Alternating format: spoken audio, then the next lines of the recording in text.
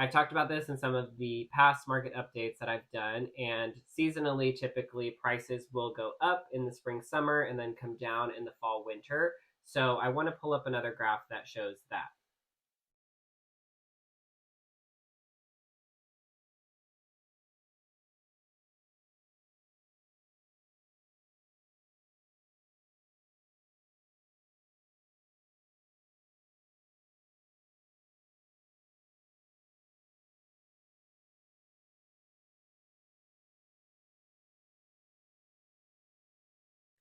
So here we are looking at the median price in the Sacramento region. This is since the pandemic, so since January of 2020.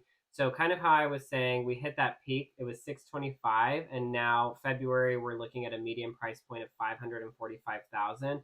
But what I want you to pay attention to here is those kind of like little dips and comes up, dips and comes up.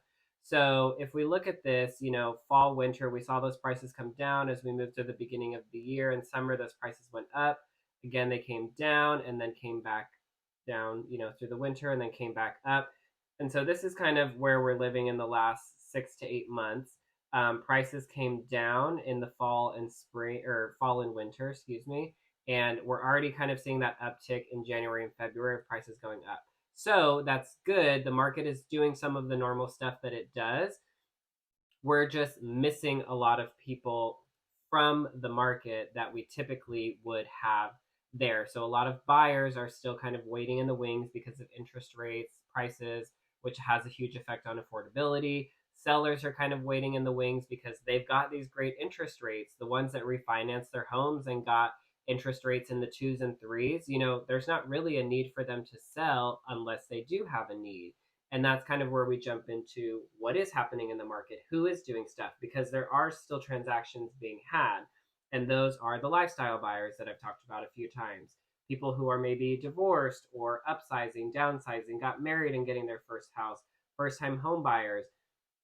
All these lifestyle buyers are still making moves. And so the effect that interest rates are having, and kind of like I talked about in the beginning, people are saying prices are up, prices are down, interest rates are too high, interest rates are historically low still. It just, it's kind of like, am I looking at the glass half full or half empty? And should I buy now? So that question, to me, the answer is always like, if it's the right time for you to buy, then you should buy now, because when you purchase a home, you're looking at the affordability of it. Unless you're going for an investment, then that's a whole different story. We've got videos coming up about that. But let's say you and your partner just got married, you're ready to purchase your first home, you find something that you like, you can afford it at the 7% interest rate that we're at now, go ahead and purchase that home. Don't wait to buy the home until interest rates come down, because then there's going to be more competition in the market and the price is probably going to go up because you're going to be competing with other buyers for that home. If you can afford it now, then if prices go down, you can go ahead and refinance. I don't want to say that that's free. It does come with a cost, but it's pretty minimal to what you would pay, let's say, if you're waiting and then maybe having to bid up. And then if interest rates go up, then you're going to be happy with what you have. So to me, that's a win-win situation. If you don't feel that way, definitely drop something in the comments and let me know. The next thing that I kind of wanted to jump into is a lot of the past videos I've been talking about were that sellers were giving concessions and we were seeing price reductions because homes were not moving and inventory is pretty low.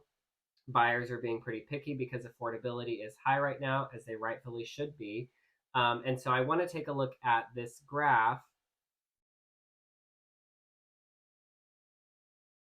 that shows the percentage of sales with concessions in Sacramento. Delete, delete.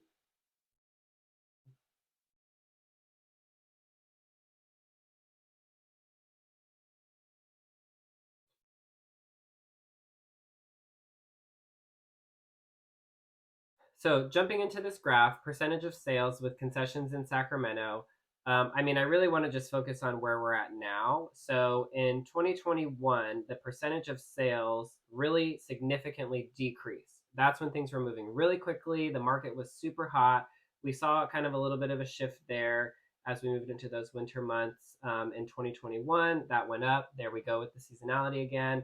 Again, in spring, summer, that came down. And then, you know, I think it was around March or April of last year, we saw this, huge change in interest rates. And that's where you can see this trend shoot up because sellers were having to give a lot of concessions to get buyers into those homes and to make the sale. So whatever you needed to do to make it happen is what you were doing. And here you're seeing that go down a little bit as we move into 2023. So then if we take a look at this next chart, this is days on market versus final sales price. So, previously sellers were giving all of that. Previously, sellers were giving those concessions and it was a little bit harder to make a sale. I think some were still kind of living in the past of the price that they could have got for their home when it was at the peak and are kind of coming to the realization that we have to drop our price. And so that leads me into the next graph. That leads me into the next graph that we're going to take a look at.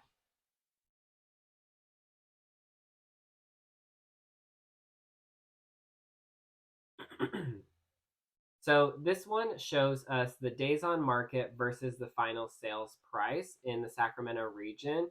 So down here you have days on market, here you have percentage of the sales price that it closed at. And so the longer a property is sitting on the market, you can see most of these dots fall under that line. And this line is list price. Things that are selling within the first 2 weeks, 14 days are selling, potentially a little bit over sales price. Majority of them. Obviously, you have these outliers here that are selling below sales price as well. Maybe they weren't priced correctly and the seller was smart to make that decision quick and, sell it under list price. But the majority of stuff is happening up here. So it's really important that you list your home correctly in the beginning so that you can have it move within that time frame. When you're talking to your realtor, hopefully me, I'm going to guide you on what that price can be and what it is.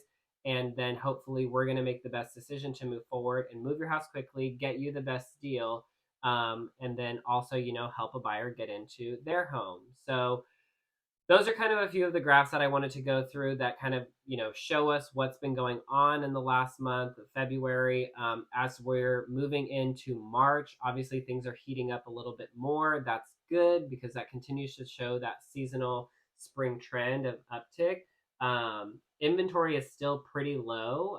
You can ask anybody who's kind of shopping around right now. A lot of my buyers are kind of just waiting in the wings because it's coming up pretty slowly, but I've been going to a few different networking events and meetings and chatting with other realtors, and everybody's got stuff, and the sellers are also waiting to put those things on the market until it feels like things are going to move quicker. So everybody's kind of just waiting in the wings, and we're hoping people will kind of jump back into the market as it makes sense for them.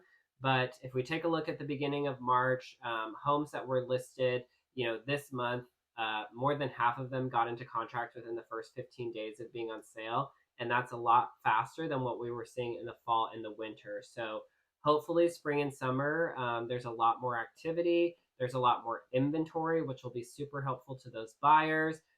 Sellers, if you're watching this, there are buyers waiting to buy. So if you're thinking about selling your property, let's have a conversation. Reach out to me. All my contact information is in the description.